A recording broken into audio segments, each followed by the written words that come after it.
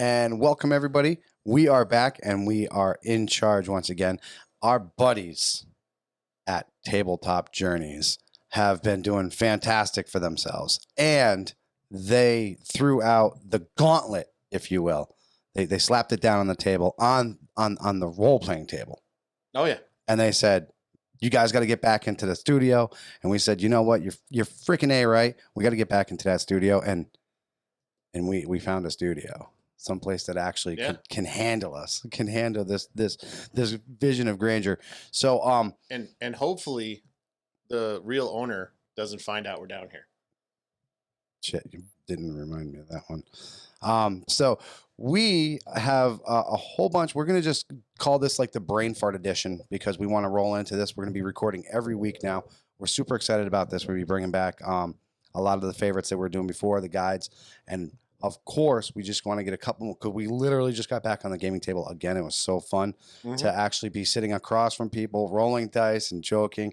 And you actually get to play. Right, exactly. And I'll tell you what, it sucks when you have such a huge hiatus because you know all you want to do is just be with your buddies. You know what I'm saying? And one thing kind of leads to another, and side conversations kind of get in the way of gaming sometimes.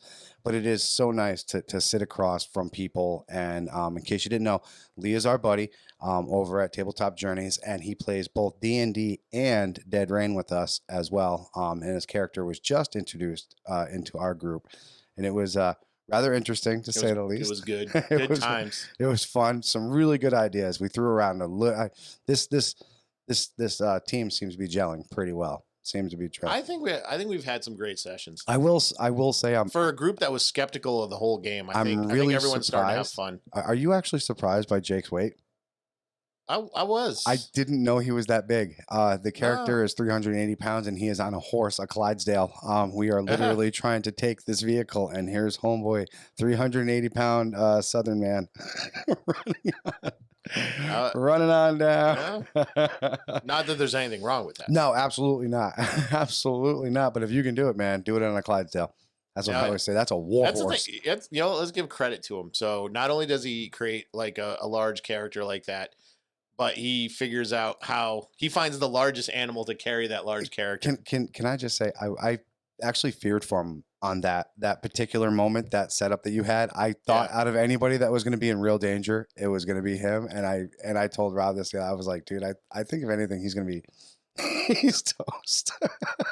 He's gonna be making like a death roll. I guarantee it. But so no, it was great times. So good. It was great times. We want to get a couple more games under our belt before we actually get some people on to what we call the DM GM reviews. I'm super excited about this because it gives our players a chance to kind of like, you know, tear us down, sort of say. Dungeon Master, Game Master report card. Doesn't happen enough. It's gonna be fantastic. It's gonna be fantastic. So one of the things that before we had to take another break, unfortunately, because this COVID thing is just out of control, man. So out of control. But it seems like with the vaccines and everything, I mean, we're actually, our bars are actually staying open till 11. Did you know this? No, I didn't. They just literally ran it open like 2 days ago saying bars will be open till 11. My mom actually told me this. I was like, I was at the bar the other day. I was like, Mom, what? You got a fucking more incredible social life than I do. What the fuck? But no, the bars are open till 11 now. So it seems like things might be finally starting to roll down to normal, which means we can actually start gaming like on a regular basis, which will be fantastic. A lot of 40K games are going to be played. I got my Space Wolves, which we'll be talking about later. Alan, our buddy there, he's going to be picking up both Dark Angels, which, man, they got a huge buff. Huge fucking buff. And, of course, they're his Death Guard. So we're going to have some tabletops on that. That's going to be fun. But the biggest thing, Mandalorian, Season 2. My friend, break it down for him, please. I mean, if you haven't, you obviously live in a rock if you haven't actually seen this, but man. All right. So if you are as let down by the new trilogy that just went by, Mandalorian has picked up the slack. And he picked up Chewie's freaking, what do you call that? The bowcaster? Yeah, he just picked that thing up and started flinging bolts around like what? Oh my God. Now, first of all, great action. really great action. Some of the best action in a Star Wars film. And a lot of people without will say, Jedis. A lot of people will say samurai western. Yes, and it's more of a western. That does very much fit the par. And if you enjoy something like that, you're gonna love this. You're gonna love this. The actor who plays the Mandalorian, despite the fact that you barely see his face, doing an incredible job, dude, with the character. Absolutely. And we'll actually be talking about that actor a little bit more in a not so positive light. But in any case, yeah. So style wise, it's very much in line with the original trilogy. So season Episode 1 was basic. I think it kind of like let anybody really pick up on it.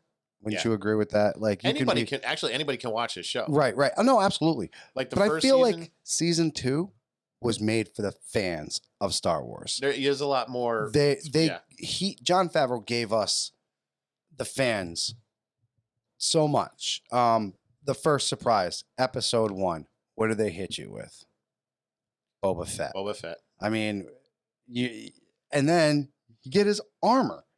And can I just say, Timothy Olyphant is one of those actors that you don't see a lot of, man. You really don't. And he was Hitman. I don't know if you guys have ever seen the movie Hitman, but he was the first Hitman. He was the very first one. Yeah, I didn't see the other one. I didn't see that one. So I still kind of that's the one I go with. He was good in that, you know what I'm saying? But he's one of those actors, he kind of like comes in and out. But he's great. He was absolutely great in that role, man. Well, it's funny because he comes out and he's all skinny, and you're like, "That's not Boba Fett. Stop it, man." Yeah. Yeah, what's that? He had that show where he plays a sheriff. Oh yeah, that's right. So he's really good at playing that law and order John Wayne type. Yeah, so I guess he's got the voice, he's got the look. Even as he gets older, he actually fits the part more. Right, he's got that stoic face, and he's in there with the salt and pepper hair, and he's like this is my town. It's like it was. He was perfect. He was perfect. He's found his zone. And it works. But he's also in that Netflix show, the Santa Clarita Diet, where he does comedy really well. Yes. No, he does. And that's what I like about him. He's one of those actors, like I said, that you don't expect him to do the things that he does. And he's absolutely fantastic. He's like, there's like certain actors, when you find out they're going to be in Star Wars movies, you're just like, yes. It was like that with me. It was like that when I might have been one of the few, but when I found out Ewan McGregor was going to be Obi-Wan Kenobi, I'm a fan of that indie UK film thing, so I knew him from like Train Spotting and stuff. I knew him from Train Spotting. So when I heard he was going to be Obi-Wan Kenobi, I was just like, I buy it. I saw the face, and it's funny. I saw the face, and it was like when he was younger, Obi-Wan. It was kind of like, okay. Mm-hmm. It wasn't until Attack of the Clones, when I really saw him kind of aging, and then he molds into the character, and then the final one, the Revenge of the Sith. There, it was just like, that's fucking Obi-Wan. That's fucking Obi-Wan Kenobi. But we're getting off track here. So Mandalorian, great writing, great action. So you get Boba Fett. Great like scenery. Even though if you really break it down, they don't go to that many places, but when they do, it looks really good. No, they do it. They do a really good job. Absolutely. Aside from Timothy Olyphant, some of the actors they've been getting, Bill Burr, the comedian, dude. His role, freaking great. Are you serious? And for those of you that played Star Wars Battlefront 2, you actually in the story know about Operation Cinder because you went through it. You literally went through that. So that is a bit of knowledge that I love that they threw in there, and they actually made it feel like a part of it. And when he blasted Homeboy, I was like, yes, dude, man, that is. And he has actually been quoted to say that he actually hates Star Wars.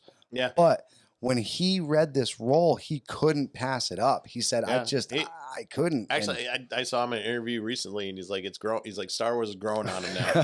I'm like, yeah, the check's growing, bro, buddy. Yeah, exactly. You're about to be an action figure. You love it. You can't stop. Right. Exactly. But no, his character is great.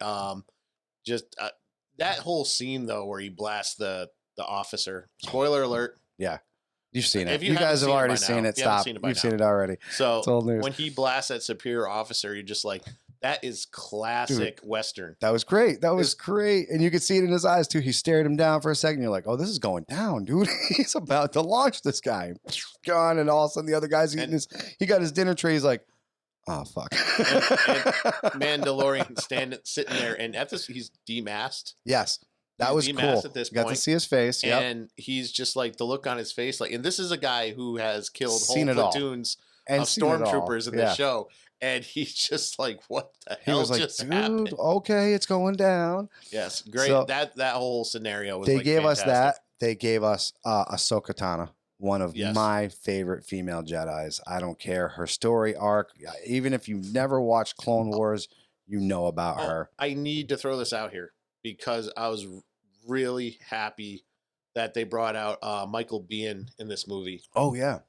If you don't know who that is, he was Kyle Reese in Terminator. Mm-hmm. He was Corporal Hicks in Aliens. Yes. He was, I can't remember his name, but he was the crooked opposite bounty hunter. Yeah. The Abyss. Jim Cameron's used him in a lot of movies. Yes.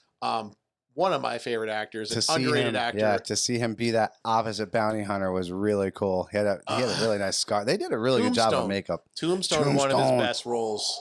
Great movie, dude. Great movie. Val Kilmer shoots him in the end. I'm here, Huckleberry, whatever. Just out of nowhere. So Michael Biehn's like one of my favorite actors. Yes, he was in Navy SEALs. Fuck you. Yeah. But we won't talk about that. So was Charlie Sheen, and he was probably doing about 14 fucking things. The fact that this guy who's been in not one but two incredible sci-fi franchises is pulled into Star Wars, it's like about goddamn time. No, exactly. And that's what I love about this. Right. That's what I love about The Mandalorian is they're bringing all these people in. Rosario Dawson did a fucking fantastic job of actually taking Ahsoka and bringing it to that aged Ahsoka too, because this is after the Clone Wars. This is after Vader's already fucking destroyed her. Like pretty much she's doing this now out of just being a free freaking Jedi, and then we get the real Boba Fett, and he puts on the armor, and dude. Actually, before we say that, we say the real Boba Fett. He's currently the canon Boba Fett. Yes. The real Boba Fett sadly passed away a couple months ago. Yes, you're right. Absolutely. The gentleman actually played him in Empire. And you've never seen it. Yeah, you never got to see his face. Never saw his face or his voice. They had a different. Right. Originally, there was a different voice. You're right. Before George Lucas redubbed it with the actor we have now, who name escapes me. Yeah, it's But so he's the canon Boba Fett. But I just we should give respect. Respect is due. The original Boba Fett did pass away. But still, incredible job. But that fight scene, he went to town on them onto them stormtroopers, man. He went to town. I was like, that one stormtrooper was like, get my ass kicked. I'm out of here. Can we address an elephant in the room? What's that? So at this point in the storyline, so Boba Fett is still alive. Yes. That means Han Solo is still alive. Yes, absolutely. Absolutely. So I guess we'll find out in the new show. You don't think Boba, and then the last surprise, and I don't care. If there's anybody out there, drop the comments down below. If the last episode of Mandalorian, what did it do to you when you realized it was Luke Skywalker that was coming off? Like you saw the X-wing, and you're like, I swear to dude, this is me. I was in denial at first. Don't give me hope. I said that. Like, no. I said, don't give me hope. Don't give me hope. Don't you do it. No. And then he comes out, and then you see it almost kind of looks like a Sith, and you're like, yeah, okay. We've been here before. If you're a real fanboy, you knew who it was when they showed you the hilt. Exactly. As soon as you saw the hilt, you're like, no, they're not. They're not going to do it. Yeah. And then they went black and white on for purpose, so you wouldn't see the lightsaber. And then when they went to the color and you saw that green, you were like, no way. Motherfucker, you did it. And then you think, oh, they're going to pull something cheesy where you just see the back of his head and it ends. You know, and I'm like. And there were still haters. That's not Luke Scott. I need 2 sips for that. Oh my God, do you need 3 sips for that, man? That was the worst thing. They did so good. So for a television show budget. Dude, and can I just say, like, people, this is why the last 3 movies piss us off, particularly the second one of the last 3 movies, because, excuse me, that is not our Luke, man. No. Our Luke doesn't give up. That whole spiel when he was like, I got torn to the edge. Dude, he's been torn to the edge. Believe me, he's got his hand chopped off, and he found out his father was the Lord of the Galaxy, for freaking crying out loud. This guy has single-handedly brought a rebellion back from nothing. That's nothing for him. And then he does that. He's drinking blue milk off of these weird titted creatures on the sea. It's like, no, that's not our Luke, man. And then they give us our Luke. And the best part, did you see somebody did that? They did the side by side of Rogue One and Luke Skywalker from The Mandalorian. When Darth Vader comes, oh my God, dude, it's theatrical. It's just, thank you. Just whoever, whoever's doing this for us, thank you from the fans, from the bottom of our hearts, man. I was in tears, man. When I knew it was Luke, I had the tears streaming down my face, man. I was like, this is beautiful. This is beautiful. I mean, for people like complain about the CGI, give them a break. Mm-hmm. This is the best you're going to do. Right. And what are you going to do? You're going to get Sebastian Straw in there, guys? Come on. Yes, I've seen the pictures. Yes, he looks like Luke Skywalker. We get it. But from what we have dealt with before, from what we've seen, this was a win, man. This was a home run, in my opinion, man. This was so fantastic. And to see it, and the other part is, somebody brought up a really good part. Luke's R2-D2 is like the ultimate fucking bro, dude. Yes. That dude has been through so many secrets, and he just the whole time he's like, that is a motherfucking bro right there, man. In most interviews, George Lucas has said the story of Star Wars is actually C-3PO and R2-D2's story. Like, everything is them and stuff is happening around them, right? Which is probably another reason why the other movies don't work.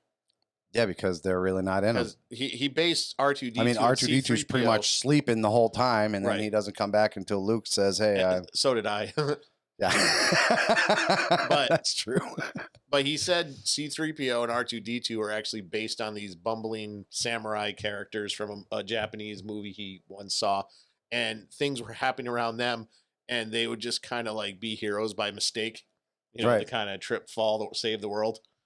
Kind of like he tried with Jar Jar, it didn't work. Right. But it's basically their story and things are just happening around them. So I think when they do that aspect, when you look at it through there, it makes sense. Right. No, absolutely. Because it starts with them and should have ended with them, but it didn't. No, and then we can make a whole episode about that, to be honest with you people. Honestly, if they released a movie that showed highlights of the last 3 films and ended with Mark Hamill waking up going, oh my God, I had the worst dream. I'll give that 5 stars. I would be like, I'll give it 5 stars. There's hope. Or if you edit it and change the Emperor to Dark Jar Jar. You know what's really sad? It's super sad. Is I remember seeing the promo for the Force Awakens, and I still I went back and I watched the promo again. The promo is amazing. Yeah, it's amazing. But it's nothing that the movie gives you. There is zero that fucking promo sells to you. What I've noticed with The Force Awakens is I went to see it. I liked it. I do like it. No, the first, yes. But there's a but. I don't rewatch it. Mm-mm. So, like, to this day, if Return of the Jedi is on the TV, I will probably sit and watch it. That's always been my personal favorite. I love that one, yeah. I know Empire is the better darkest. Film. No, absolutely, but I don't know. Something about Return of the Jedi, I don't know. I like that a little bit more. I like the redemption story a little bit more. Right. But even the Empire's incredible. Oh, it's dark. Blows my mind. That's one of my favorites. It shows you and the character development is just so much better. I can admit that, but Jedi is just, I don't know, just something that appeals to me. No, it is. And like you said, that's you see Luke becoming Luke. Like he went through all the steps. He became he went from farm boy to hero. And, a lot of people you can make this, make the actual, discussion that he is the chosen one. I think that's what pisses people off about the new movies is because we went on this journey with Luke and at the end of it where Luke is kind of at peace and he sees his father, Obi-Wan, and Yoda are just sitting there, and it's just like, okay, great things are going to happen. And some of us have read the books afterwards, and we know where Luke went. And then to see what they did with him as a throwaway character. Yeah. What? Yeah. No, it was. And it was a throwaway character. A throwaway character. It was an absolute throwaway. You're not lying, dude. You're not lying at all. But like I said, Jon Favreau has been doing amazing things over there. You thank Jon Favreau for Marvel. Yes. He kicked that off. I don't care what they say. He directed the first couple Iron Men. Yep. Produced the Avengers. Acted in the Iron Men. He was acted in all of them. Yeah. Yep. He's popped up in almost all of them. You got to thank Jon Favreau for helping to create a great universe. There's some hits and misses, Oh, absolutely. You know, with anything, you're gonna have fucking broken eggs. But come on, like they never gave up on it, and that was the thing. They kept trudging forward. And Favreau has said, he's no stranger to picking up a comic book. He's no stranger to reading these or running down to the. He's like us, he's like Kevin Smith. We were one of these guys that would run down to the comic book store at the beginning of the month because that's when those comic books came out, and we would have a stack waiting for us. Dude, our entire allowance be blown on these things. Like we live this universe, so we don't mind seeing somebody take it and kind of like make it their own thing. That's cool. For us, that brings the nostalgia. You don't understand. Like we had to deal with the 1978 Captain America movie. We had the 1981 Spider-Man movie, the Thor movie. Those were terrible. The only thing that gave us any saving grace. No. Thor and the Incredible Hulk movie with Daredevil was good. That was. I don't care what you say. That was terrible, dude. Thor was so bad. But this is what we had, people. This is what we had. And to see it so beautifully done now, man, like beautifully done. I mean, and I still to this day will pop in like Guardians of the Galaxy or Infinity War, and I'll find an Easter egg that I fucking missed, or I'll see something that I didn't catch. I'm gonna throw out a challenge to the MCU though. Yes. If they're gonna go this multiverse route, which it seems like they're going to, with Wanda fucking. Oh god, that show's great. God, so if they're gonna do this multiverse thing. And if they're legit serious about Tobey Maguire and James Garfield coming back, I'm not a big fan of James Garfield, or you got to do it. You got it. If you're linking the universes together to make the X-Men or Andrew Garfield, Andrew Garfield. Yeah. That's right. Sorry. You need to bring Dolph Lundgren in. Yes. As the Punisher. Yes, please do that. And put it with Thomas Jane. Yes. Thomas Jane's Punisher was fantastic. It was fantastic disagree. All right, he wasn't Frank Castle. Okay, there was a time when somebody took over the mantle of Punisher, and he wasn't Frank Castle, and that's what I think Thomas Jane's his character really symbolizes that, because he was one of those guys that no matter how hard you beat him down, he came back. You know what I'm saying? So I just don't buy this whole. So the Punisher punishes. Yes, Punisher does not trick you into hurting your friends. The best one is the series so far. The guy from Walking Dead, Shane, whatever the heck his name. Oh, dude, I love that. Did you hear Marvel's giving him? They might be giving him a movie. He deserves it. Or bringing him out. He deserves it. He died way too early in Walking Dead, in my opinion. Yes, he did a shitty thing, but come on, man, that guy was fucking like. Imagine what Walking Dead would be if Shane would still be alive. I actually liked him in Wolf of Wall Street. I don't know if you that's what I'm saying. Yeah. He's a good actor. Did you know Jonah, like off subject, Jonah only got paid $60,000 because he wanted to work with Martin Scorsese so bad. Yeah. And Martin Scorsese treated him like shit. Yeah. Like he got punched in the face for real. Like there was all kinds of crazy shit that kid went through. What was that movie? That's crazy, man. Copland. Remember Copland with Stallone? Yes. Stallone took minimum wage just because he wanted to get Harvey Keitel and that's all that. Right. I heard about that. He wanted to do that movie with them, and I think he won a Golden Globe or something. For it. But that's crazy, man. That's crazy. Well, if you want to work with certain people, a lot of times it's like no, absolutely. And I think that's going back to the Mandalorian. That goes back to Star Wars. Like if you talk to a Star Wars actor, unless you're Harrison Ford, you're not getting a lot of money to be in Star Wars. No, exactly. You're just begging to be in it because it's sad to say, even like Mark Hamill and Carrie Fisher was like, they weren't as big as Harrison Ford. No, absolutely. Yeah. How many franchises did he launch? And even they have a cut of Mark Hamill saying that he was going up to George Lucas saying, but the hair. The hair. And he goes, son, if we're worried about your hair, this isn't that type of movie. We're in trouble. He does a perfect Harrison classic. Ford. Yeah, he did that. And that's one who did it. Yeah, you're right. I saw Harrison Ford on an interview responding to that. And he's like, hey, Mark Hamill is a pretty good impression of you. And he's like, I don't sound like that. Yeah. He sounds just like that. So, the big movie coming out right now, which we want to bring up and we're super excited about, Godzilla versus Kong. I mean, geez, man. When I first saw the first Godzilla come out, it was like 2000. It was like what 2000, right? 2000 of the new American. The very first 2000, maybe 4. No, 2000. No, later than that. But. Yeah. It was like 2012. Maybe or something like that. So I remember seeing the balloons. There was like these paratroopers came flying down, and all of a sudden you got a glimpse of like, and the biggest thing is people go, look at his stubby legs. Yeah, dude, that Godzilla didn't fuck around, dude. Godzilla, when he was like, oh, breath down the throat, ripped that fucking head off. Like, dude, that's no joke, okay? And then they come around not much later, and they come out with Godzilla, King of Monsters. Well, correction, before that was Skull Island. Oh yeah, you did have, because he is canon. He is part of the Skull Island came out, and they absolutely, because they hinted at Kong. They did talk about him. Godzilla. Yes, I think. they kind of had like, yeah, because they were showing the Mutos or all the monsters, the different ones, and they were like showing them, and they showed the different ones, and Kong was one of them, absolutely. And then they came out with King of Monsters, and we got Rodan, we got Mothra, dude, and Rodan was badass. But then I think we got the best iterations of Rodan and Mothra ever. Yeah, those two were.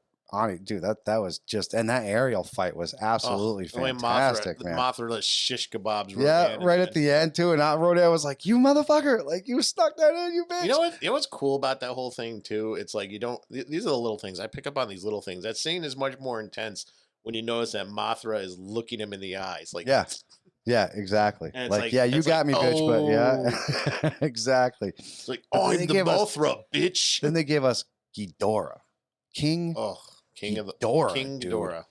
I didn't think we'd see Ghidorah as fast as we saw Ghidorah, but they not only hit Ghidorah, they knocked it out of the park.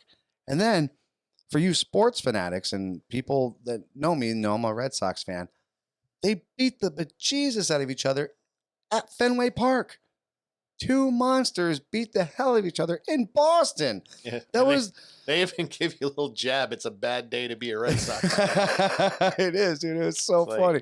But it was so fantastic. And just like they gave us this monster, this Godzilla. I mean, he's perfect, man. Not since I was a boy sitting there watching Creature Double Feature and watching the Terror Mecha Godzilla and, you know, Destroya and all. Dude, I mean, this Godzilla is so fucking badass, man. You know, when you think of that one in the 90s there they tried to do. Oh, man, the Matthew Broderick. And like, how disappointing that was. Breath. Like, was that even a breath? Did we, like, actually find out if that was a breath or if he just like kicked up enough cars that the fuel injected and just you know what I'm saying? Because there was never actually proven that he had like atomic breath. It was just like it was like a gas and it ignited when he breathed it out. So right. So it was like, it's like, okay, you can call it Godzilla, but we all know.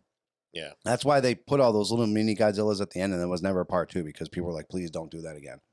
No. Please don't. And that was by the guys who brought you like Independence Day. Yes. And they sold it. The ones who brought you Universal Soldier and Independence Day, Godzilla, size matters, and it was like, and it was like this big joke. The only thing that was really cool was the taco. Remember the Godzilla Taco Bell cups? Oh yeah. Like before you even knew what he looked like. Little car cup holders.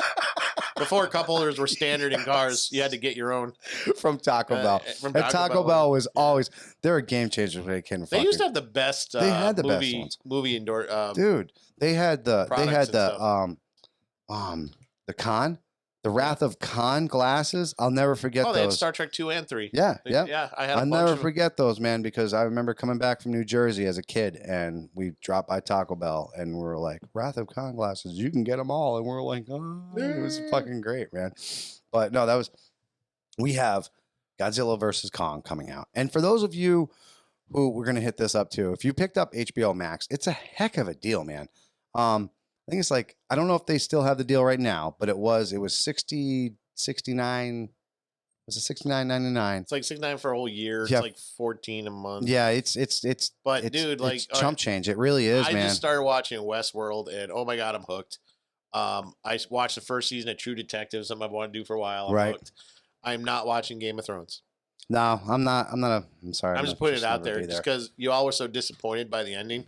I don't want to be let down. I kept up here and there. And speaking of obviously the Mandalorian, Pedro Pascal is on the Game of Thrones and he was the Viper. Mm-hmm. And actually it was one of the bullshit fights that I watched, and I was like, okay, this is stupid. I don't want to watch this. And it was the Mountain beating the fuck out of Red fucking Viper. And I was like, man, that was kind of cheesy, but no, it's a heck of a deal. And right now you get all the DC universe, which if you guys haven't seen any of these the cartoons of DC universe, man, dude, from the Paradox one, from the Flashpoint Paradox to the Son of Batman. I just watched Death in the Family, which covered the Jason Todd series. I mean, why can't these guys on the cartoons get together with the guys in the movies? Like, because I mean, whoever they're getting to do the voice acting is impeccable, man. It's the action is. Did you see the Suicide one? Oh my! I'm watching. Dude, it was like 12 seconds, and there's like 3 deaths. I'm watching Death of Superman right now. That was a good one. And then I'm gonna watch the animation, and that was great, dude. It is. I don't like that style of the. I kind of liked because it reminds me of comics. It reminds me of like kind of like the old like when people were like read the comics and they'd show you like the Flash, like the standstills. It reminded me of that. It really kind of. I don't know. That look for Wonder Woman and Superman. I just. That kind of boxy. Yeah, I'm not. Yeah. I'm not a big fan of that. But remember Batman the animated series? Yes, it was kind of like that. You know what I'm saying? No, I don't think so. They all had that boxy kind of. No, I like that style of it. No, it's the way Wonder Woman's uniform is, the way Superman's is, and stuff. Okay, I got you. I don't like that style of it. Yeah. The story is really good, and everyone's doing a great job in it. Don't get me wrong. The look is what bothers me with that one. I got you. Okay, okay. So going back to the whole HBO Max, Godzilla versus Kong is going to be one of these said movies that you don't have to go out to the theater. You can stay at home and you can watch it, and it's going to be part of this. Tom and Jerry is one of these. That looks fucking phenomenal. I want to see it. Yeah, I do. Absolutely. I don't care. Funny. I don't care what y'all think. Yeah, exactly. I don't care. Whatever. I love it. I like any Tom and Jerry where they're actually chasing each other. Yes, thank you. That's what it's supposed to be. Tom and Jerry. Right. But this is a good chance for you to actually see these great movies, and you don't have to worry about going outside, or if you're still worried about this COVID thing, dude, just stay at home and watch these movies because it's great. And just like Ed brought up when we were talking about before we even went on, man, you can drink some beers, you can have some wings, you can literally have spaghetti dinner night. I mean, there's things that's really cool about watching these movies for the first time around at your own house. I mean, you can't really beat up on that. So the big thing that people are talking about, why is Godzilla so small? He's not. And I say exactly. I think the first thing that people aren't realizing is when it happened, it was in San Francisco. The first movie was in San Francisco. Okay. And I don't know if you guys have ever been to San Francisco. San Francisco isn't a big city. It's kind of like on water, and they have this huge bridge. So it looks big, and it's a big city, but they don't have like skyscrapers. I mean, they have skyscrapers, but not like it's not like New York. It's not like a metropolis, right? Exactly. It's not like Tokyo, where they don't have these huge buildings going to the sky. And King of Monsters was in Boston, guys. Boston, dude. Like, what is Hancock, the biggest building there? Like, seriously, it's Boston doesn't have really big things, and I mean they were like right over on the stadium. So I mean, it's like he's not that big. Like, people are like, oh, he was 200 meters or something. The criticism I'm hearing is why is Kong so big? Well, he was a teen in Skull Island. There's that too. And someone in another channel brought this up, but on the thing he's got around his neck, there's some kind of chemical thing attached to it. So it's either a tranquilizer, which is most likely, or they're juicing him. They could be juicing him, absolutely. And it's funny because somebody said, is Rampage canon with Godzilla's world? And that was like, okay. But the same idea was it's canon with the 90s Godzilla. Right. There you go. The Hanna-Barbera Godzilla. You guys forgot about that one, huh? The Marvel Godzilla. How about that one? So it could go with that, because that was the whole idea with George and the other guys, is they had that serum, and if George got too big, he would fucking blow up or something weird like that. So I could totally see something like that, them juicing it up. Yeah. But the biggest thing is the rumors of Mechagodzilla. There are two distinct pictures that I've seen. One is, I mean, in my opinion, unless it's just Godzilla in a really weird light, he has the red eyes, and then it looks like he has the red things going up in here, which everybody knows some is kind of red chest thing going on. Yep, too. yep. And everybody knows that Mechagodzilla was always silver and red, and that had he had like some kind of weapon in his chest that would come out. Yeah, that so the laser rocket thing, and of course the rocket fingers and everything. The big giveaway is the guy standing in front of this computer monitor, and it says maximum charge. Right. And it's in front of what appears to be either a picture of Godzilla or something that looks like Godzilla. Now, if you remember the terror of Mechagodzilla had a Godzilla skin. Yes. And he was going around doing bad things to put a bad title on Godzilla.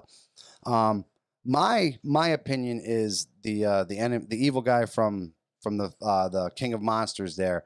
He's doing this to obviously get his Mechagodzilla into play, sort of say, because he wants to say, hey, these kaiju are going to be around forever.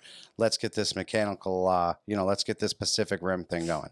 Mm-hmm. That's essentially what it's going to be. But I'll tell you what, man, if you guys have ever seen Ready Player One, I had a stiffy when he brought out that Mechagodzilla, man. That shit was fucking phenomenal. I still have to watch that movie. You still haven't seen that? I haven't seen that yet. Wow, dude. Yes, please go see that because that's on HBO MAX. It is. So it is. It's worth it. It's worth. You'll love. I can't believe you haven't seen that one yet. No, I haven't seen. Why didn't you see it? Just.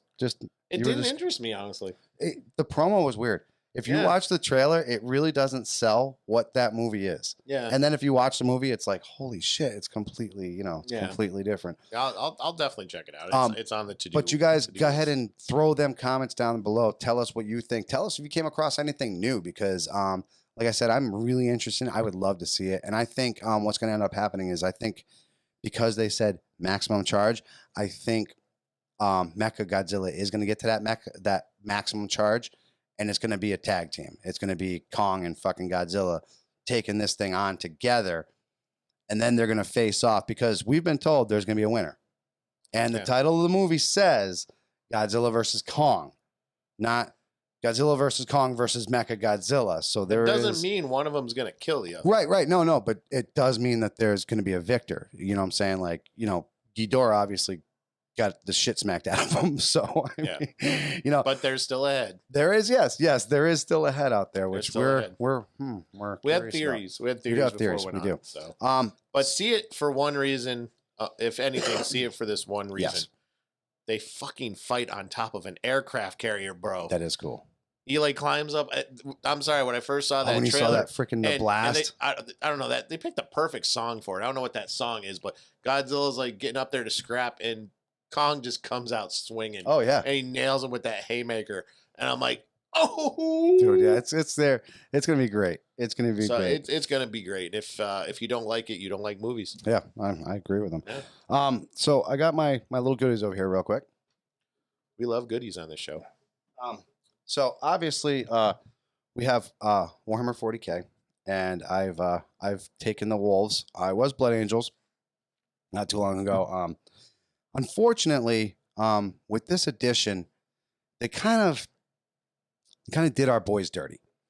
So they have the Space Marines now have the ability to have an apothecary, and a super apothecary can literally heal like a whole unit back. They took the ability away from the wolves because the wolves have priests. It's weird. It's interesting. I'm raising an eyebrow. But yeah, I know. But if you're smart about it, these guys are a lot more brutal and a lot more vicious than you can imagine. The one thing that I do love about this new edition is they come out with these new cards.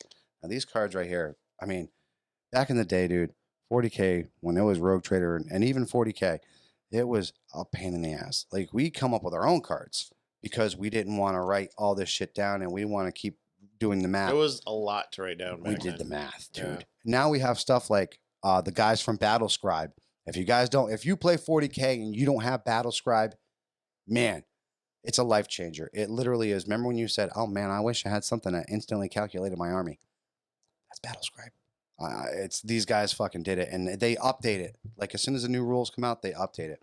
So these cards right here, the cool thing we've talked about the new edition of 40K, and I've actually played enough games now or I've got enough behind my back, and um, every army has a secondary objective that you can take. And these cards, not only do you have the psychic powers, and you have the deeds and all the stuff that you can actually keep track of.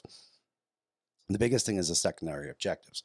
And that's a pain in the ass, especially when you have 3 of them over here and you're trying to figure out what's going on. You're like, oh shit, this over here, your main objective and everything else.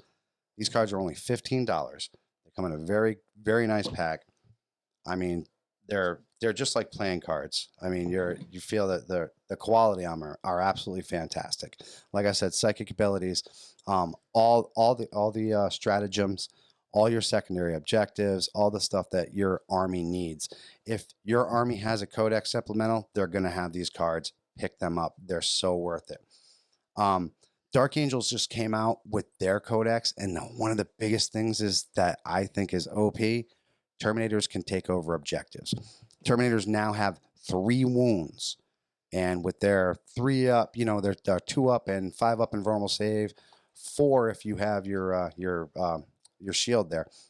They're going to be tough to beat. They're going to be real tough to move out. Now, back to our wolves, people. We don't have to worry about holding objectives. Why? Because we have Thunderwolves, people. We have Thunderwolves and we have Outriders. Now, you want to hit these guys as fast and as hard as you possibly can. Thunderwolves have a movement of 10 inches, and so do your Outriders.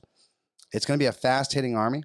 You're not going to have a whole lot of like shooty shoot, but you're not going to need it because you're going to have Thunder Hammers, and you're going to have Lightning Claws, and you're going to have some Chain Swords up in there, and you're going to get those numbers down as fast as possible so they can't score objectives. The Wolves are brutal. They're very brutal. The one thing that I will suggest is grab a priest, or AKA what they're called chaplains now. You have to use a chaplain. They allow you to re-roll charges. That is absolutely sick. So if you got a 10-inch movement, the one thing that you want to do is make sure you're getting into hand-to-hand combat. You move 10 inches, you roll that 12. Well, you don't roll a 12. You roll a 1 and a 2. You turn to your chaplain. Now you're re-rolling that shit, man. That's what you need to rely on. The Blood Angels, when they come out with their codex, I think they're going to do a lot of spinning around from what they did for our Wolves. But I want you guys to keep your heads up, Wolves fans out there. We still have a lot of tricks up our sleeves. We might not be able to bring back from the dead a lot of the things that these other guys can do. We might not have Terminators that can hold objectives, but we have still the hardest hitting hand-to-hand army out there. Guaranteed. And let's not shake a stick at Bjorn, the fell-handed one, because they actually made him pretty fucking OP. That's Check my him boy out. right there. Yeah, he is really nasty. He will hold that, and it's really hard to take him down. I ran him last time, and I was very impressed with him. I would just Super like happy. to say, rest in peace to my old Space Wolf Codex. As I had this thing for like 20 years. Yeah, you did, man. It was original. That was original. Yeah, Rogue Trader original Codex. That's when Ragnar Blackmane was still a captain, and he wasn't even a freaking supreme commander, dude. Now he's like second in command of the whole Wolf Battalion. He was the top guy. No, he was definitely the top guy. No, it was weird because they had one set where he's leading a squadron, but they had him as an individual that's decked out as the Lord. So yeah, I do remember he that. had just become that, but they were still pumping out some of the same miniatures. Because it was the same thing with Taicho. Yeah. They were doing the same thing with Taicho. Taicho had that headdress thing. This was back when they were like all, most of them were pewter still, and but he had just become the Lord because he used to have that ability to howl, and the Howl would. They still have they do have still this Rage Howl thing, and as long as he's there, because it would add. Oh my God, it's been so long. It would add like pluses or something. Well, now you get to re-roll to hit.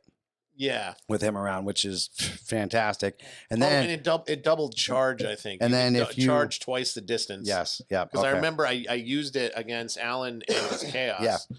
Yeah. But he just like a brick wall. So he allows you now to re-roll the hits. But one of the big things, if you run an all Space Wolf faction with, which why wouldn't you? If you roll a 6 to hit, you pick up that dice and you get to roll again. So if you're lucky and you start getting some 6s, man, you can do some major damage. And let that happen with the thing is they took away a lot of our frost weapons. We don't have frost weapons anymore. They're like weapons that you can take, like whatever they call them, the choices there. I forget but yeah, you can't just give people frost unless you're wolfing. Wolfen magically found frost weapons. Like, why don't the Space Wolves just be like, give me your fucking frost weapons, assholes? But no, they can keep them. I just kind of like, there was something about a two-handed frost axe that you could just roll in there with, and I guess maybe that was OP, and I guess they kind of like got, they got to do whatever they got to do. You could like cut through Terminators like. Oh no, you could. It was nasty. So, it was nasty. I ain't gonna lie. I'm not gonna lie. It was nasty. And the frost claws it was like +1 to strength and then +2 to the fucking AV. So yeah, I can see why they kind of got rid of the frost weapons, but at the end of the day, I think there was a couple of things that they took away from us that I don't think we should have. And if you're gonna give every other Space Marine army the ability to raise up something and we're talking full wounds here. We're talking like if you got one of those ATV machine gun things out there, that's 8 wounds. And that apothecary can bring that thing up with 8 wounds back. Wow. Like, and we can't do that, so it's like there's going to be, I imagine there's probably going to be something comes out and they say, hey, look, we're going to get this done. And whatever, a rules change or whatever, especially after this Dark Angels Codex comes out, because Dark Angels, that's gonna be fun. I am looking forward to playing the Dark Angels army, because that's gonna be the ultimate battle of Rush and Stoic, because Dark Angels like to stand their ground and wolves like to rush. So and of course there's always that little background that they have of the wolf and the lion, that cheap shot that that Lionel Johnson took on our man Lamont Russ. So Wonder Woman real quick. We'll break it down. I know we got to, man. We got to address that. So going back to what I said about Pedro Pascal. Yes. Bad. I don't know if it's because of him or just the material he was handed. I think they expected, just because it was him, that he would carry that movie. I think he might. I guess he did a good job considering. No, he didn't do bad. He didn't do bad. DC movies. He was. You know what he reminded me of? You remember Civil War? Yes. You remember Baron Zemo? Yes. That's what he reminded me of. He was like, he wasn't good. He wasn't great. He wasn't bad.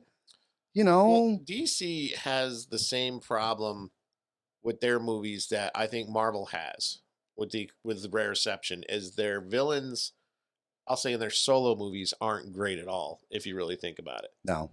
So Red Skull, okay. Yeah. He wasn't bad, but he was okay. He got pwned in the first movie. Right. Warmonger in the first Iron Man. Love Jeff Bridges. Oh, yeah. Okay. Yeah. It was more about Iron Man. No, it was. Iron Man 2. Whiplash. Yeah. And what Iron Man 3, a total bullshit movie. Yeah. Mandalorian, that wasn't the Mandalorian. Right. That was, or yeah. I mean, yeah. Man. It's like, man, what the fuck are you doing? And now there is going to be one? Yeah. Well, I don't know if you saw the little short film they did. I didn't see him. I saw the up. Look him up on YouTube. So the actor that was pretending to be Mandalorian, actually gets abducted by the Mandalorian. Okay. And it kind of ends there. It's just a little short film. Look it up. It's great. You got to watch it. If you haven't seen them, watch it. Yeah. Okay. So, the first Avengers, decent villain, Loki. Oh yeah, yeah. So but Loki was also kind of Loki was getting built up. Yeah, yeah. I was gonna say he was definitely built up, and he actually did a great job being that villain. Yeah. So obviously Thanos is a good villain. Yeah, obviously. I know you and I are in disagreement about Guardians of the Galaxy 2. I didn't care for it too much. You loved it. I liked the first Guardians of the Galaxy. Yes, absolutely. The first one was it was, as far as bringing a team together, they did it perfectly. Right. But they did that perfectly. Usually they put so much into the heroes, in my opinion, that the villains kind of get left on the wayside. Yes, absolutely. Good point of that is Ultron is, he was so easily could have been Thanos. I mean, Ultron should have been better than he was. I agree. James Spader was great. Dude, James Spader he's a class, dude. That guy's just been in everything. He's done everything. I mean, if you've never watched Blacklist, I'm sorry. Right. No, he's pretty great. He's fucking the best in that movie. That was designed for him. He is red. Jeez. Black Panther with what's his name? His enemy, Killmonger. Killmonger. He was a good. I don't know if he was. I don't know if he was a good enemy or if it was Michael B. Jordan that was just fantastic as that role. You know what I'm saying? You need both. You do. Yes. No, you're absolutely right. You need both because, I don't think just anybody could have played that role. No. So the actor. No, you're right. You're right. Why am I forgetting his name? I freaking love him. The guy who plays Luke Cage. Luke Cage. Oh, yeah. What's from Jessica freaking Jones? Why did they cancel that? I can't remember his name, but I don't think he'd be a good Killmonger.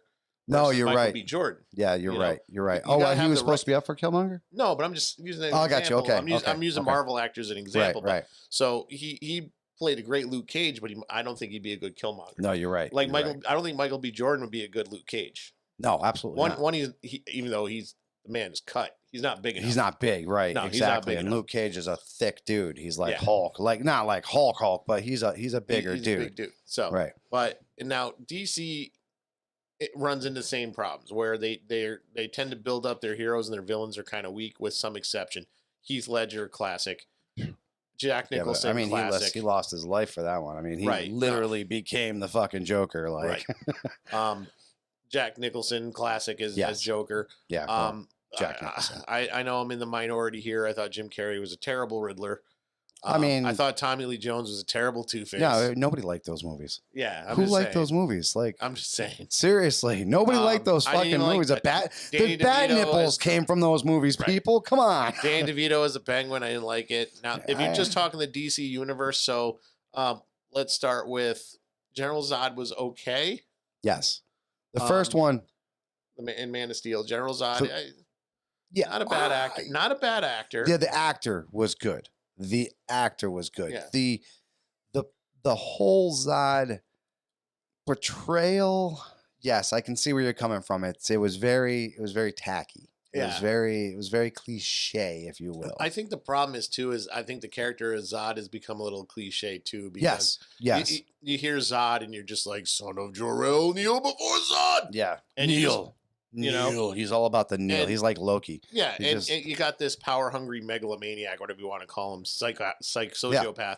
Yeah. And this General Zod is like, I'm just doing my job. Right. No, that's what he kept falling back on. Like, this was my job. This was what I was supposed to do. Okay, Psycho, but your planet's gone. Right. You don't have a job no more. It's like you want Superman just looking at him and be like, learn to code, bro. Learn to code. It's fucking over. Go find another planet to go hang out at. Exactly. So that I kind of didn't like. Batman v Superman, Doomsday. Man, a fucking Ninja Turtle. Yeah, it really was, with dude. Glowy eyes. It was. That could have been so good. And Lex Luthor. Good. Yeah, and oh my God, Lex. Yeah, I'm not feeling it. Suicide Squad. Yeah, I mean, who was the enemy? Wanda, right? Yeah, I forget what it is. I think it was Wanda. Or DC's version of Wanda, or is Wanda the Marvel version of her? Yeah, I know. I don't know. A lot of these DC characters came out first, I mean, we'll see how this Snyder cut of Justice League comes out. But, yes. Yeah. No, we know. We know. I mean, come on, dude. This was like, You could have had anything coming out of that. I mean, even just bring up like Darkseid and like, dude. Well, here's the thing. I get that you got to have Steppenwolf before you no, you bring do. in No, Darkseid. You do. But you do. He was so dude. He's just bad. He was bad. You know what he was? You know what it was? It was like okay. Did you see the pictures of what he could have been? Well, it's what he's going to look like. Yeah. I was gonna say let's hope. Like Jesus, man. I'm looking at. Why do like, they do that? Okay, I'm looking at like I can buy this. Yeah. I mean, like I said, I'm gonna give that movie a chance. I still like Justice League, but I know it is not great. No, exactly. I wanted it to be. That's the fucked up part is I wanted it to be. Well, because you've been waiting for it your whole life. Yes. No. All right, and so the first Wonder Woman movie too. So. Well, the first one was fantastic. We fucking loved that. I'm just movie. talking the villain. Yeah. We're just talking villains right now. Once again, victim of CGI debauchery. Like, why did you do that? And it's like, well, even with all the CGI stuff, I couldn't get away from the fact that this was like a middle-aged Englishman. Yes. And yes. and no disrespect to any middle-aged Englishmen, but and even the voice acting was good, but it was just like, it just didn't fit, man. He was just like so bad. And it was built up. He was built up to be so much, and then it's like, this is it. Yeah, exactly. You're like, oh, okay. Well, that went by. And I thought the tank that she took on the movie was still good. No, absolutely, still good. It was fantastic. So and then Aquaman. Aquaman was good movie. Yeah, like we said, Liquid Thor. Who was the villain?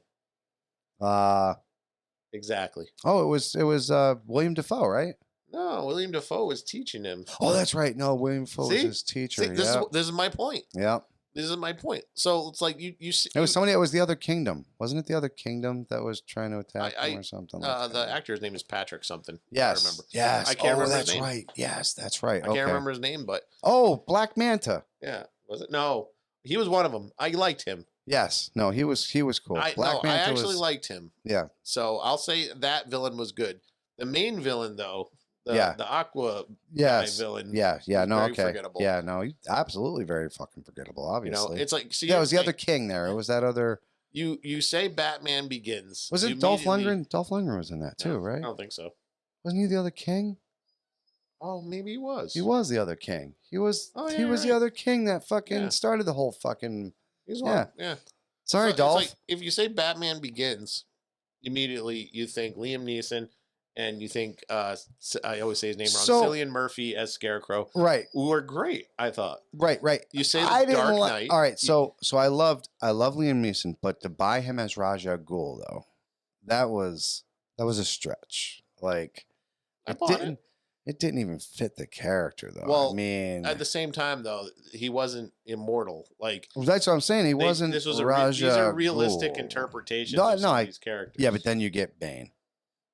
What? What's not to buy about Bane? Bane was pretty much modified. He didn't like. Well, he didn't juice up. Yeah, that's true. He didn't do the whole juice. The mask thing was to stop the pain in his face, which made more sense. So yeah, it's a little more realistic portrayal. Yeah. No, that's true. That's a good point. Talia, it's a little more, No, Talia definitely. Talia and Bane having a thing is kind of weird. Yeah, but still you remember him. Well, he Batman had to go with Catwoman at the end. So. Oh, yeah, she was in that movie. Like we said, forgettable. Which brings us to Wonder the latest one, which we thought, like we were saying, even Shazam's Billions looked kind of weak. Oh, yeah. Still. Yeah, it was. But still Shazam was such a great movie. Yeah. You look past it. We had to throw out Shazam. I mean, we're going to mention Shazam. So we had because it was great. Decent. It was great. I'm going to say decent. 3 decent DC movies in a row. And so Wonder Woman 84 is coming in. You think, all right, this is going to keep it going. You think it's going to be fantastic. Are you serious? You think it's a slam dunk? Like the trailer looks great. The Blue Oyster music is great. Fucking fantastic. Yeah, everything. The first 15 minutes of the movie, I'm like, what the fuck? Yeah. Like, what just happened here? Like, the race was kind of cool. You know what I'm saying? like, but it felt unnecessary. Like, it really felt forced. Yes, it didn't. It felt forced. It felt like there was a forced. It's like this little race is giving away the whole plot point of the movie. Exactly. And then not to take shortcuts. And I'm okay. I grew up in the 80s. You grew up in the 80s. Mm-hmm. The 80s were pretty good. Yeah. This whole thing where it's like the 80s are bad. and like you see the kid walking around with a giant plate of chili fries and like all this crap's going on. It's like, okay, that's not like, the entirety of the 80s. It was like Captain Marvel. They actually like sold it to us. They were well, like, it's hey. like it's this whole the whole idea of like, oh, everyone was living in excess. I'm like, it's because people had an excess. Yeah, exactly. That's not a bad thing. I said, But didn't we have a band called Excess? No. Moving on from the politics of the movie, because unfortunately it's littered throughout it. It is terrible, dude. Yeah, it's littered throughout of it. And funny thing about the mall scene, all right, I'm just going to throw this out there. There's rampant sexism in this movie. Yes. For as much as there was no sexism in the first one, right. You know what I'm saying? Like they threw this shit out like it was to the point where she catches these 3 dudes robbing a jewelry store, but she lets these little girls go robbing a clothing store. Yeah. Like she pretty much lets them go. No, yeah. And there's just little things that are so stupid about the movie where she jumps in front of a camera in her cool little pose. Then she takes the camera out after it's already captured video of her. Yes.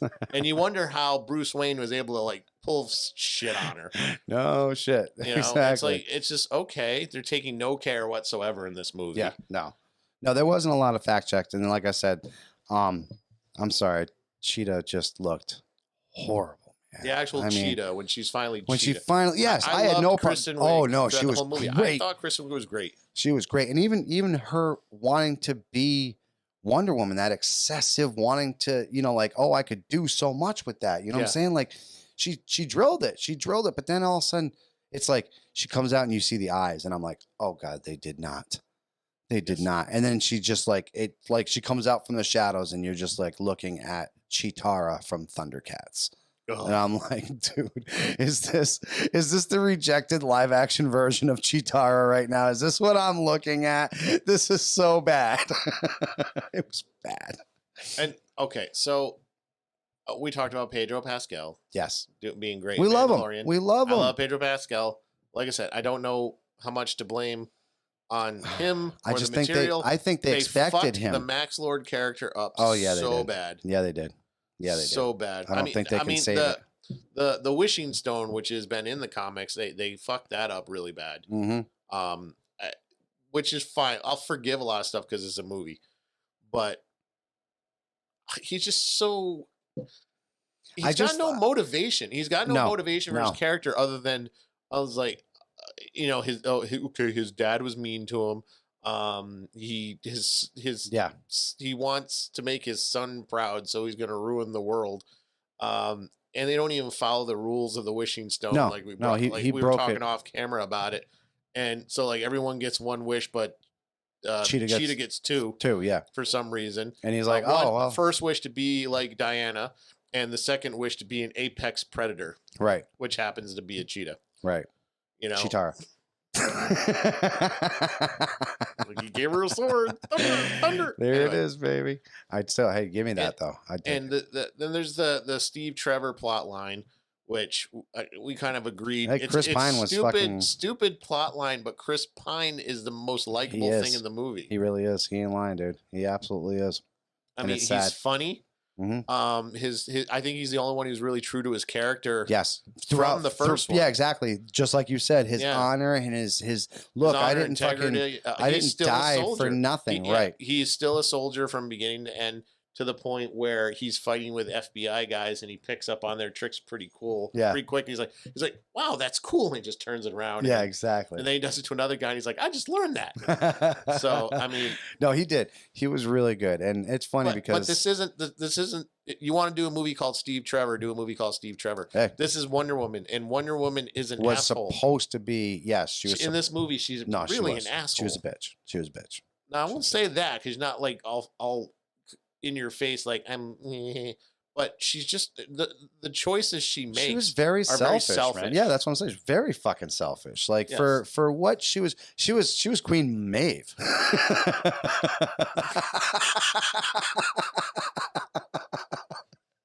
Show's over. That's the movie. Pretty much, man. Yeah, that's pretty much how it works. And it's like the Wonder Woman character is just you expect so much more from her. Yes. And it's just not there. She's just like, oh, Steve Trevor's the only thing in my life ever. and I want to have him back. But he was, man. He was. I like Chris Pine. I hope they do do more things with him. And it's I learned something today actually, and it's funny because when people get involved in like Star Trek movies, Star Wars movies, they always kind of like they fear that they might be that actor, right? And I forget who it was, but originally he was supposed to play Picard. And Gene Roddenberry wanted him so bad to play Picard. Now, if I show you this guy's face, you're gonna be like, "Oh my God, it was him!" Right? Well, in the interview, Gene was like, "I've seen all your stuff. I want it to be you. It's got to be you, right?" And he looked right at Gene. He goes, "Gene, I got to be honest with you, man. I don't know. I don't know if I can handle the rest of my life being around people with 2 to 10 heads. I can't do that. I just can't do that, right?" People like Chris Pine, people like what's his face, Superman, Christopher Reeve. Oh my, no, Cavill. Cavill, dude. Oh my, he just loves the people. Mark Hamill, like they embrace not only the world of sci-fi and of the comic, they embrace the people, and you got to realize when you come into a genre like this, you have diehards. And the sci-fi universe and the comic universe are just as passionate as sports fans, if not more. And you got to respect that, and you got to realize that. And the actors that portray that and do this, like your Henry Cavill's, like all these, I got nothing but mad love for these people. And I really do. I hope they find something for Chris Pine because he was great in that fucking movie. Well, if they can get their heads out of their asses, maybe we can get a decent Star Trek movie. I really do. With them. I have no problem with the cast. I have a problem with the movies. No, it's great fucking. As a matter of fact, what's his name from fucking Butcher, Billy Butcher, man, as Bones, man. He was great as Bones. I still fucking loved him as Bones, man. Great job. We're neglecting something important. As bad as Wonder Woman 84 is, and it is bad. It's bad. The post-credit thing is worth seeing. Yes, it is. Yes, it is. So, spoiler alert for any of you who haven't seen it, shut off the tape. That's an 80s reference. Yeah. Shut off the tape. So, there is this ancient goddess. What was her name? Something with an A. Oh my God, we're bad at this. I've always been a Marvel fan over anybody else. Yeah. I've been, I like Batman. I love Superman. Like Superman is the one DC, thing that I will constantly go back to. Yeah. Wonder Woman, kind of. There's this goddess that is like their greatest warrior, and she fought off the men. Again, that's thrown in there. And she had the gold armor that Wonder Woman wears in the third act, which she found but couldn't find the person. And then it just gets beat the fuck out of. Yeah, it didn't last very long. Like for magic armor, you would think, what the fuck, man? Well, it's because it's Cheetah. Oh, that's right. She's an apex predator. Yeah, she's an apex predator. And so, like after the credits, a telephone pole almost falls on a baby, and this woman that's just walking. At first, you think it's Wonder Woman. She has long black hair. She catches this pole, tosses it over. Woman's all excited. It's like, oh, please, I gotta thank you. How did you do that? And you turn, and it's Linda Carter. And Linda Carter is that ancient goddess who fought off all the men. Exactly. And, she gives an excuse for the same kind of excuse Diana gives when she does this crazy stuff. And she's like, oh my God, I don't know how to thank you. She's like, oh, don't worry about it. I've been doing this a long, long time. And she winks at the camera and the movie ends. That's worth it. Yeah. That was proper. Having that Linda Carter reference. You always got to have that. It's got to be proper. Hey, if those of you want to see something interesting, look for Linda Carter Wonder Woman deepfake. It's got Linda Carter's face over Gal Gadot's body and all kinds of Wonder Woman clips. That's cool. It is really cool. Definitely cool. Google search That's really cool. All right, y'all. Hey, we gotta close this out. We gotta get the doggy out, and we gotta get everything going. We are so happy to be back. We want to give a big shout out to our boys over at Tabletop Journeys for throwing that gauntlet down and making us come back. Get us back into the game. Hopefully, we can do something with them very soon. Yes. You can find them in all the same platforms. You find us, iTunes, Google. Where they say they're at? They're on Amazon. Yeah, they actually are on Amazon, which was pretty cool. Something we're not on yet. Yep. I'll work on it. Yep, check them out over there. They are getting their downloads, and they got a lot of cool stuff to check out, guys. So we're going to be cooperating with them a lot. So it's going to be good times, guys. Once again, Thank you all for tuning in. If you haven't subscribed and hit all that other happy horse crap, please do so. And my man Twitching Hardcore, I'm Twitching Hardcore. Oh, yeah. Go check that stuff out. Everything's at the website. And sign up for the mailing list. We're gonna work on a newsletter once a month for you. We're gonna do some of the hard work for you and find all the great stuff you guys read about in gaming. We're excited about that. Movies, anything that we think's interesting. So super excited. All right, y'all. We'll talk to you soon. We'll be back next week. Love y'all. Missed you. Later.